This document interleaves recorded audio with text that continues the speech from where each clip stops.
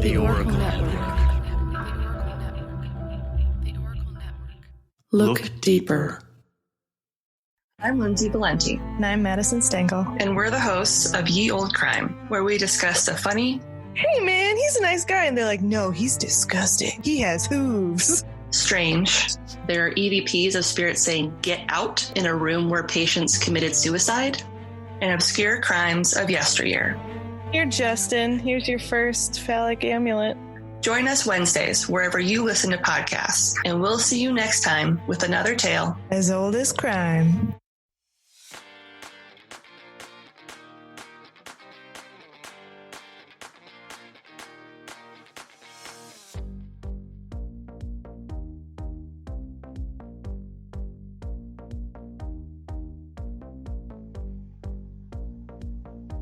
Hey, Rainbow Warriors. This is my disclaimer. Beyond the Rainbow is a true crime podcast. It's not suitable for young children, and maybe not even for some adults. I tend to swear like a sailor, and I'm kind of proud of that. Listener discretion is advised.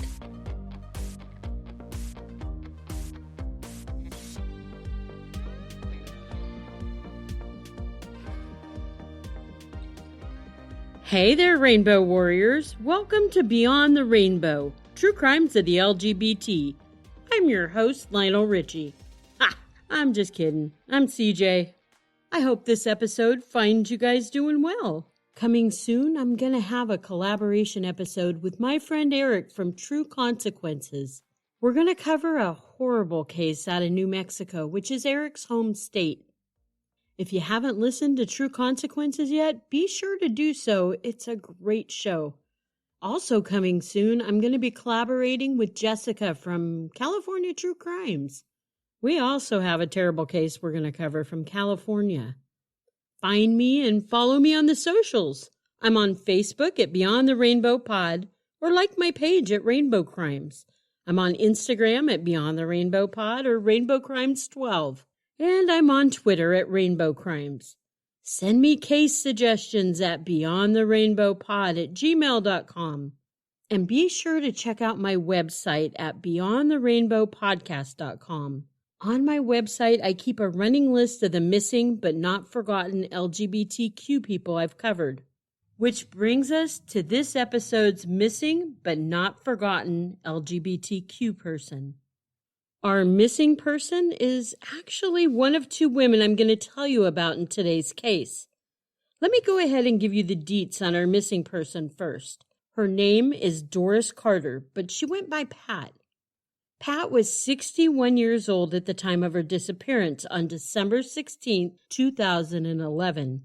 Pat is 5'1" and 110 pounds. She's a Caucasian woman with short brown cut hair. She has hazel eyes and pierced ears. Pat has a surgical incision on the right side of her abdomen and a tattoo of a cross with wings on the back of her neck. Pat was last seen at her home that she shared with her daughter, her son-in-law, and their daughter in Plant City, Florida. Oh, Lordy, here we go, another Florida case, y'all. Pat is on the endangered missing list. And she has been since she went missing back in 2011. This case absolutely baffles me for so many reasons, mostly because it happened almost 10 years ago. There's people of interest in this case, but 0 arrests have been made. And since none have been made, I firmly believe this case has gone freezer burnt cold. I've not seen any updates about it since 2016. There's been mention of it in various user groups like Web Sleuths and Reddit, but there's no active or current information.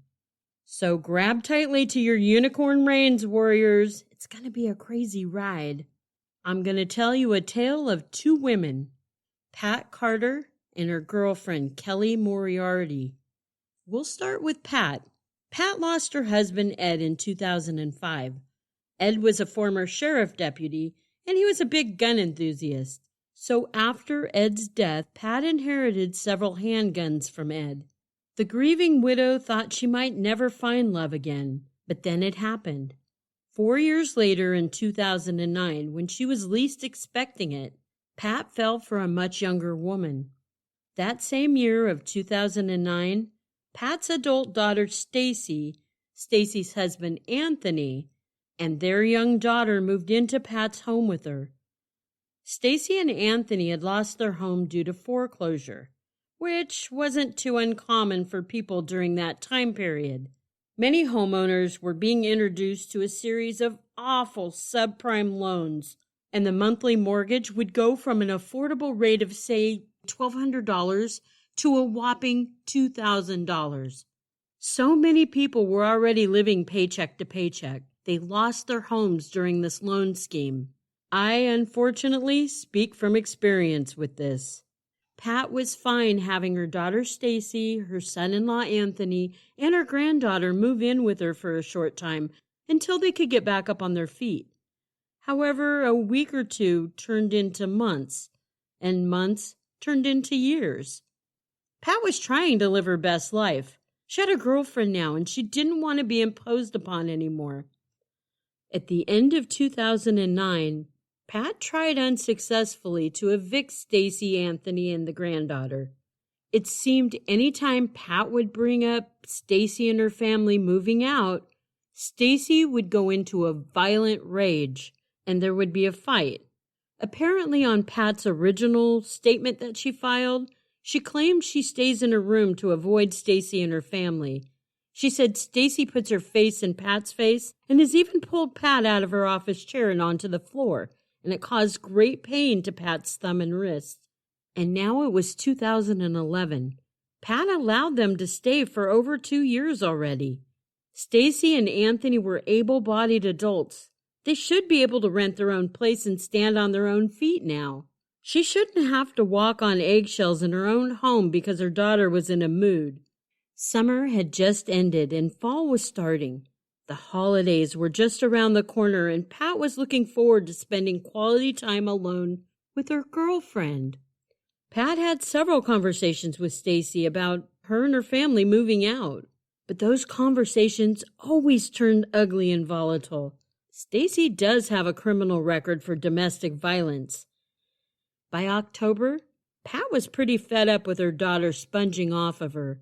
She went and she had a legal document drafted up at the courthouse to evict them officially. In Pat's words, I, Doris Carter, request my daughter, Stacy Moriarty, husband Anthony Moriarty, and granddaughter to vacate my premises immediately due to an extended length of time undesirable to myself that these individuals have been occupying my residence. On December 15th, a judge ordered Stacy and her family out of Pat's house. Pat really wanted them to go so she could spend the holidays with just her and her girlfriend Kelly. Kelly was 38-year-old Kelly Moriarty. She came from a good-sized family. She was the only girl and the youngest sibling with 3 big brothers and a mom and dad. Kelly was a very private person, so we don't know a whole lot about her. Just some bits and pieces. We know she had some previous law enforcement training, but she was making a career change and studying to be a masseuse. Kelly was out to her family, but I speculate Kelly was private with her life because of her sexual orientation. It seemed like her family might be pretty religious. It wasn't too uncommon for Kelly to go up to a month without contacting her folks or her brothers. She would, however, spend every Thanksgiving and Christmas holiday at the home of one of her brothers. This holiday season in 2011, Kelly called her folks and her brothers, and she told them that she was going to spend Thanksgiving and Christmas this year with Pat. So the last time Kelly's family had spoken to her was right before Thanksgiving. Everyone in Kelly's family was very surprised when they hadn't heard from Kelly at Christmas. They thought maybe she was just busy with Pat and hadn't got around to contacting them yet. Or, more likely to me, when Kelly called them to tell them that she'd be spending the holidays with Pat instead of them, there might have been some angry and hurt words exchanged. After all, Kelly was breaking a routine, a tradition, and Kelly most likely wasn't allowed to bring her girlfriend to the family gathering.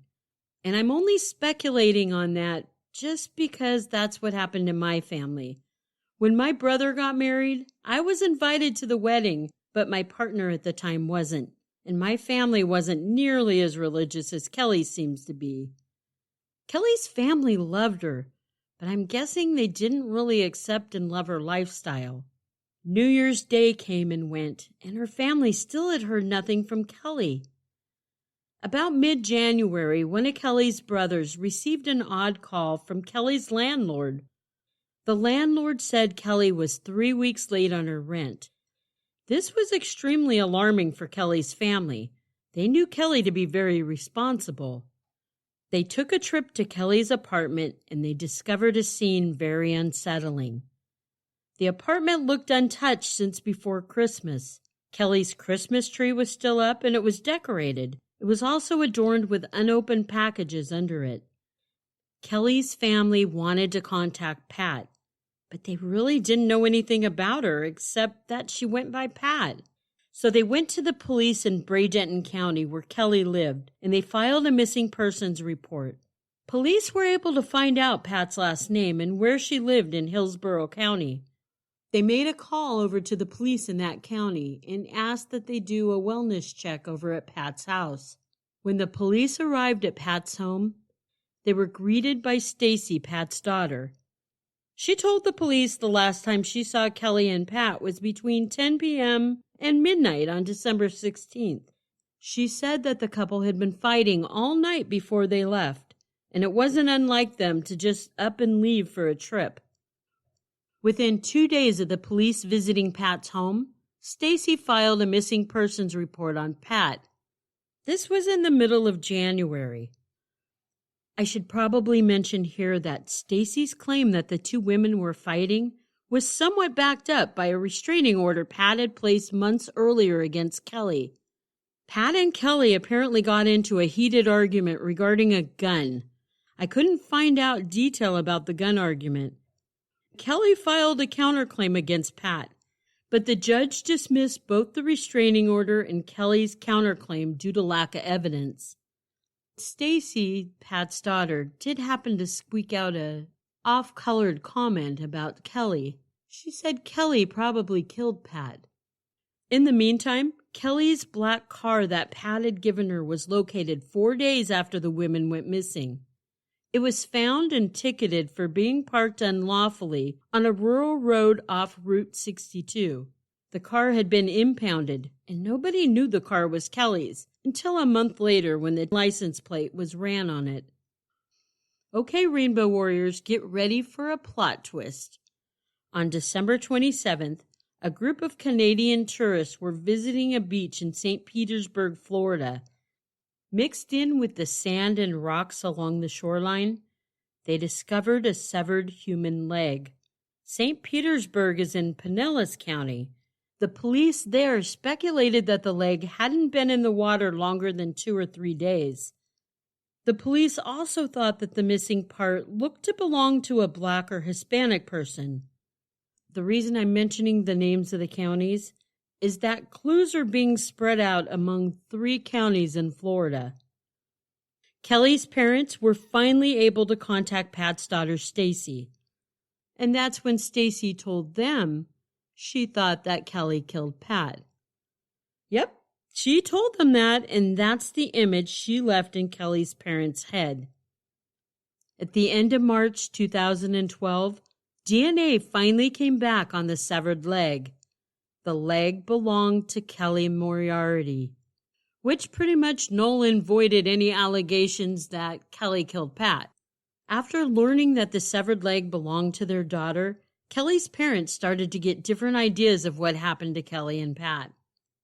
They started to and still believe Pat's daughter Stacy and son-in-law Anthony are responsible for killing the 2 women and disposing of their bodies. Pat's brother, Stacy's uncle, even believes this theory. He said this about his niece. Stacy didn't want Pat to marry Kelly because she was afraid she'd be cut out of Pat's will. So, Warriors, if we go back a little bit in dates, on December 19th, 3 days after the women supposedly disappeared, you know I keep saying December 16th was their disappearance date, but that's according to Stacy. We don't really know the exact date that these women disappeared, but assuming it was December 16th, 3 days later on the 19th, CCTV captured Stacy at Pat's bank emptying out Pat's safety deposit box. It's also alleged Stacy's husband Anthony took Pat's jewelry and guns and sold them to a pawn shop. Who the fuck does something like that if you're expecting your loved one back?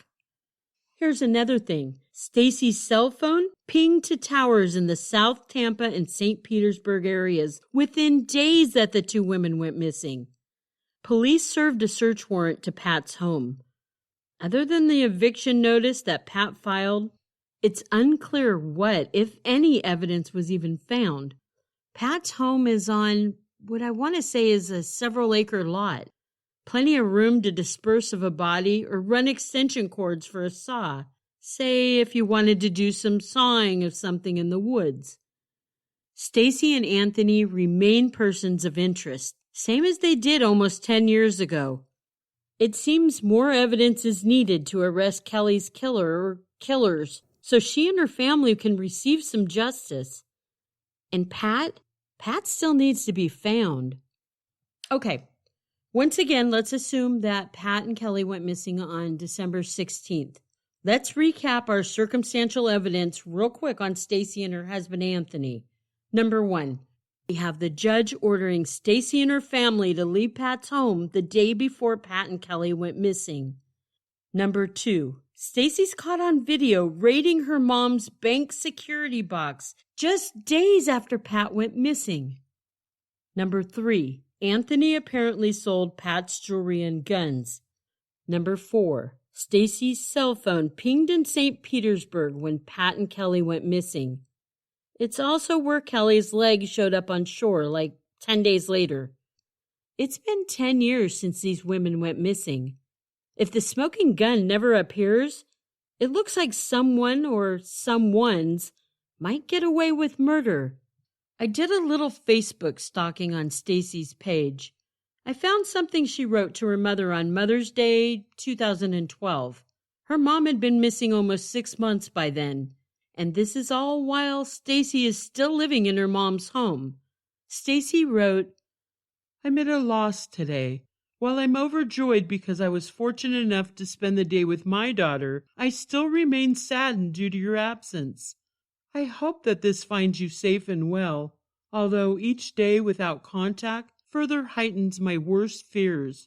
I know we've had our differences, as do many mothers and daughters, but throughout them all you always expressed your understanding in the end as to my concerns. I realize at times you felt as though I was mothering you. However, it was always with the best intentions. After Dad's passing, it was solely up to me to ensure you remained happy, healthy, and safe. I fear I have failed both of you, and I'm truly sorry. I simply want you to enjoy your life to the fullest. And I guess maybe at times I'm too overprotective, but I just worry about your safety and well-being all the time due to your age and diminishing health issues. I'm constantly working to the best of my ability with all the proper authorities, family members, and friends to ensure that you return home to everyone safely. Please, if you are reading this, contact someone. Everyone is deeply concerned and just wants to ensure you're okay. Mom, I've asked Dad for his guidance, and I hope through a miracle my prayers will be answered. I'm overwhelmed with confusion and mixed emotions. I do not know what the future holds, but it is my deepest wish that you realize how much you are truly valued, missed, and more importantly, loved. I love you, Mom. Happy Mother's Day." If that didn't sound too sincere when I read it for you, it's probably because I think this woman's full of bullshit. Pat was 61 at the time she disappeared, and pictures of her don't paint her as old, fragile, and in poor health. Pictures show her out having fun with her girlfriend Kelly. She wanted Stacy and her family out of her house so she could enjoy a life with her much younger girlfriend. Maybe Pat wanted to get freaky in the bedroom or the kitchen without prying eyes and ears around. I get that. I'm sure if Pat was really that unhealthy, She would have jumped at the chance to have family around to help take care of her, but that just doesn't seem like the case. It looks a fuck of a lot more like Stacy trying to set a narrative. Stacy's narrative differs way more than mine, Rainbow Warriors. And probably because we all think so much alike, it differs from yours too. Sadly, the only remains of Kelly that was found was that part of her leg. It was cremated and sits in a little urn the size of a perfume bottle on her parents' dresser. The case of Pat's disappearance and Kelly's severed leg showing up on shore in St. Pete's apparently is just sitting in a box in some police department somewhere. I haven't heard anything new about this case. But the best thing any of us can do right now is talk about it. Please tell people to listen to this episode. See if it might jog someone's memory. Maybe they were in the Florida area at the time it happened. Maybe the killer or killers have divulged information to someone else. It just seems to me, if we talk about these cases, bring up cases that are old and cold, someone out there listening might know something, and they might be able to bring unicorn justice to a rainbow crime. Should you know something about these cases, anything that could help find Pat or the rest of Kelly's remains, please contact Crimestoppers at 1-800-873-TIPS, TIPS. You can remain anonymous. I'll put the phone number in the show notes as well. Love you, Rainbow Warriors.